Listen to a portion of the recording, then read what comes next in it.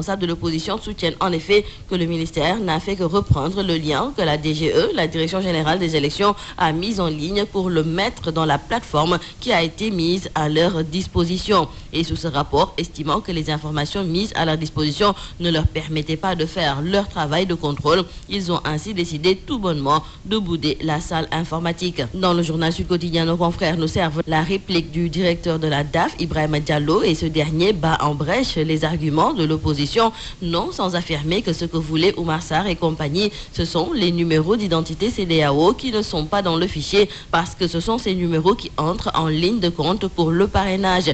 Et si ces numéros sont mis à leur disposition, l'opposition n'aura plus besoin d'aller chercher des parrains chez les électeurs. Donc retenons avec nos confrères du journal La Tribune que concernant le contrôle du fichier électoral, l'opposition a tout simplement boudé. D'ailleurs, nos confrères du journal Vox Populi ajouteront que l'opposition sera dans la rue. Le Front de résistance nationale va marcher le 29 novembre prochain et assiéger le ministère de l'Intérieur le 6 décembre pour avoir accès au bon fichier. Ce qui fait dire à notre confrère Hassan Samb du journal Réumi Quotidien que c'est le retour à la case départ car la suspicion qui pesait sur le fichier électoral est restée la même et l'incompréhension et le manque de dialogue continuent ainsi à persister entre opposition et pouvoir. L'opposition mène aussi une autre bataille mais cette fois-ci à l'Assemblée nationale car à la veille de l'ouverture du marathon budgétaire, nos confrères du journal Enquête nous informent que l'opposition parlementaire interpelle le président de l'Assemblée nationale sur la gestion du budget de l'institution. Les députés de l'opposition, nous disent nos confrères, déplorent toute l'opacité qui entoure la gestion du budget de l'Assemblée nationale par son président. Et leur souhait, c'est de contrôler ce budget. Mais le président de l'Assemblée nationale a systématiquement refusé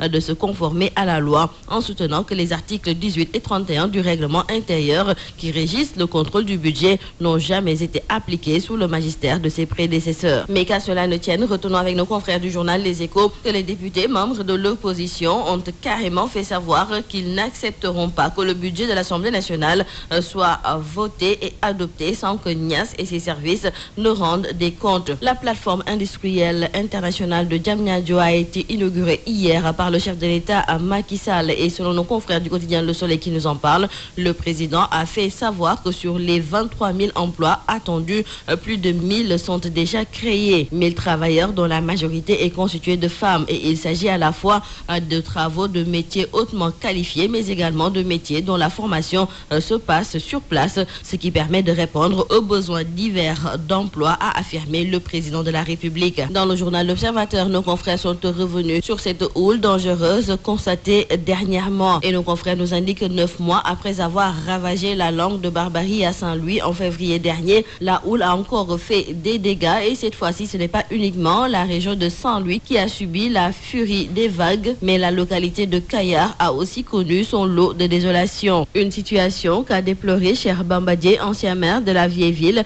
et pour le leader du FSD/BJ, ce qui se passe dans la langue de Barbarie qui va de Saint-Louis jusqu'à Kafountine en Casamance est une résultante des changements climatiques. Donc il faut développer de la résilience par rapport à ce phénomène pervers et de ce point de vue, il déclare que si rien n'est fait, il y aura plusieurs morts. Et pour Cheikh Bamba Dièye, il suffit que l'État du Sénégal se soucie un tant soit peu de la sécurité de ses citoyens. Terminons par le sport. Dans le quotidien Record, nos confrères nous indiquent que Sadio Mané a remporté son 5e ballon d'or concernant donc les trophées ANPS. Selon nos confrères de Record, l'attaquant de Liverpool doit sa distinction à sa belle saison en club avec lequel il a été finaliste de la Ligue des Champions. Et dans le journal Sunu Lamb, nos confrères nous indiquent qu'en lutte, c'est Eumeu Sène qui succède à Reug Reug. Le chef de file de l'écurie Taïchinger a été élu meilleur lutteur avec frappe pour la saison 2017-2018. Eumeu Sène, nous disent nos confrères, était en compétition avec Balla Gaye numéro 2, Modou Lo, Ama Baldé et Boy Niang 2.